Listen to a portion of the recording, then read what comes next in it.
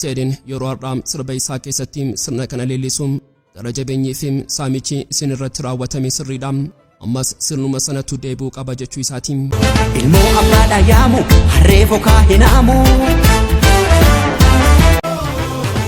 Abbaa biyyaa wallaalte daboo jibbaa maraatte. Akkam jirtu kabajamtoota hordoftoota kiyyaa har'as viidiyoo biraatiin walitti deebinee jirra. Viidiyoo torban kana sooshaal miidiyaa hawaasaa kana irratti namoota hedduu haasofsiisaa jiru qabadhee dhufee jira. Haga xumuraatitti nafaana turan namoonni yeroo jalqabaaf gara chaanaalii kanaatitti dhuftan sabiskiraayib godhuudhaan maatii chaanaalii kanaa ta'a. Isiniif salphaadhaa na baay'ee na fayyada. Hundi keessanuu gara viidiyootitti darbuun dura laayikii godhuudhaan jalqabaa gara viidiyootitti. Weellisaan Teedii Afroom albama isaa Araam erga waggoota dheeraaf callisee boodaam gadi lakkisuun sa'aatiiwwan muraasa keessatti daawwattoota miiliyoonota lakkaa'aman argachuun isaa oduu ijoo ta'ee jira. Garuu wacni kun waca aartii fi miidhagina muuziqaa osoo hin taane duuba isaa shira siyaasaa summii seenaa fi arrabsoo guddaa saba Oromoo irratti xiyyeeffateetu dhokatee jira.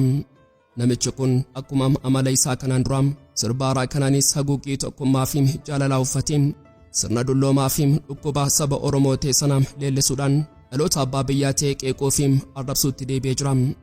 Sirba isaa kana keessatti walaloon inni fayyadamu jechoota mimmiidhagoo fi yeedaloowwan nama hawwatuun kan qindaa'e fakkaatus ergaan isaa inni dhugaan afaan damma dibamee summii nama obaasudha.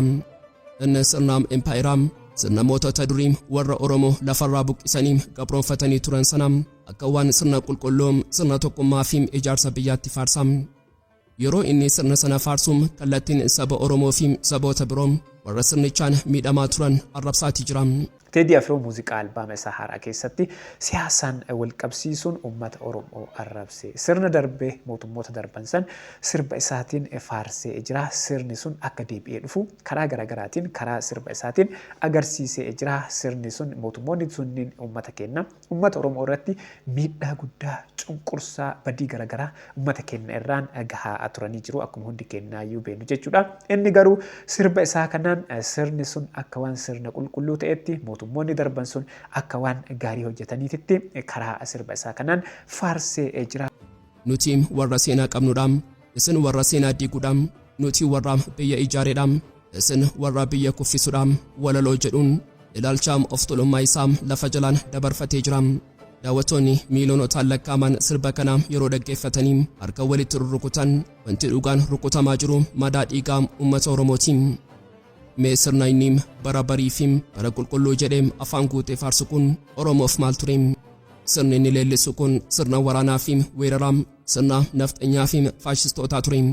Yeroo mootonni inni sirba kanaan faarsuun dachee Oromoo weeraran abaaboo fi nagaa qabatanii dhufne qawwee ibiddaa fi dhiigaa qabatanii kan dhufan yoo ta'u qotee bulaan Oromoo inni dachee isaarratti nagaan loon isaa tikfatuu fi midhaan isaa facaafatu humna waraanaatiin qe'ee fi qabeenya isaarraa humnaan buqqifamee lafa isaa dhabee lafa ofii isaarratti garbatee dacheen isaa irraa saamamee warra qawwee baatanii dhufaniif raabsamee aadaan isaa afaan isaa fi eenyummaan isaa akka xuraawaatti ilaalamee akka badu taasifamee.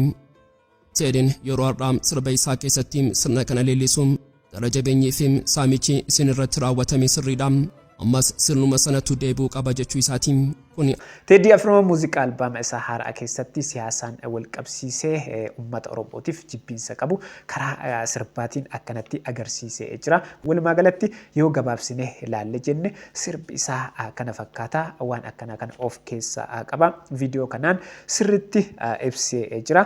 Baay'ee nama rifachiisaa jaarraa kana keessa bara kana keessa waan akkanaa kana hojjechuun uummata walitti buusuun biyya tokko keessatti waan akkanaa kana godhuun dhugamaanuu waan isa irraa hin eegamne hojjetee jira. Aartii mitiin kun yakka seenaa faarsuudhaan garuu dhugaan inni guddaan kan sirba miiliyoonaan daawwatameen yookaan dambalii ololaatiin hin haqamne tokko jira.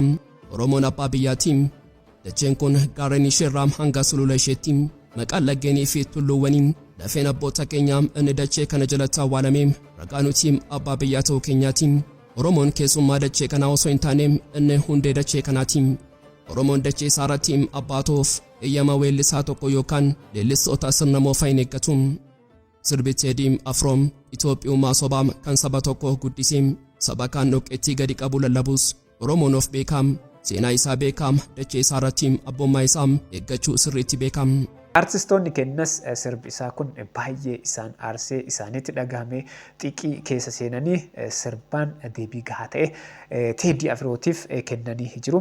Galaanaa Gaaromsaa fi Yoosan Geetahuun sirba galmee seenaa jedhuun sirba tokkoon deebii gahaa ta'e Teedii Afrootiif kennanii jiru. Ilmoo ammaadhaa yaamu harree bokaa hinaamu.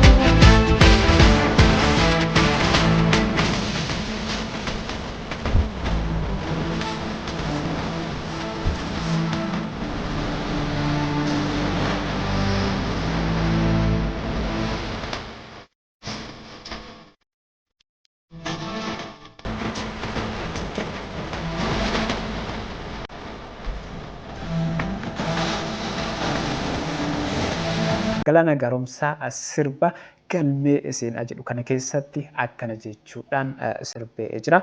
Inni itti aanu ammoo Yoosan Geetahuun hoo maal jedhee sirbe haa ilaallu.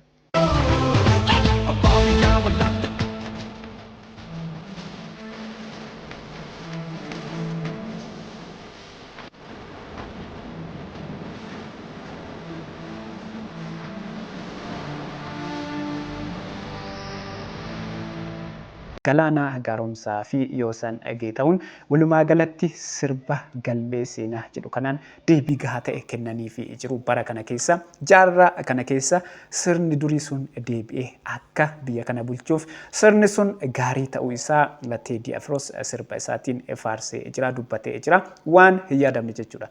Jaarraa kana keessa sirni sun mootummoonni sunniin wanti isaan yaadan sun deebi'ee ta'uu akka hin dandeenye karaa garaagaraatiin akkanatti itti agarsiisa jiru. Kun waan hin yaadamne nurraa dhoowwa. Dhoowwa nurraa!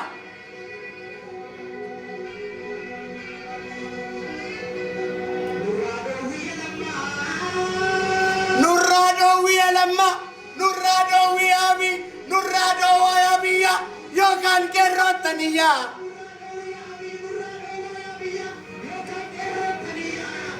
Nurraa dhoowwii lamma! Nurraa dhoowwii abi! Nurraa dhoowwaa yabiyya! Yookaan qeerrootaniyyaa!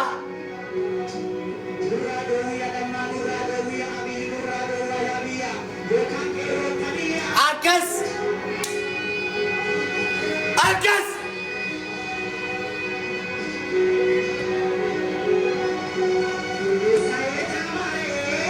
Duumessaa'ee caamaaree caamusongee ta'aree.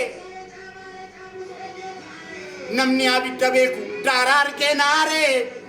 Viidiyoon guyyaa har'aa kana fakkaata. Viidiyoo kanneen irratti yaada keessan yaada qabdan kamiyyuu koomentii jalatti na barreessaa. Namoonni haga ammaatitti ilaaltanii maatiin ta'in sabiskiraayib godhuudhaan maatii ta'a. Isiniif salphaadhaan baay'ee na fayyada. Hundi keessanuu laayikii godhaa, hiriyoota keessaniifis sheer godhaa. Ana wajjin viidiyoo biraatiin wal agarraa. Hangasitti turtii gaarii.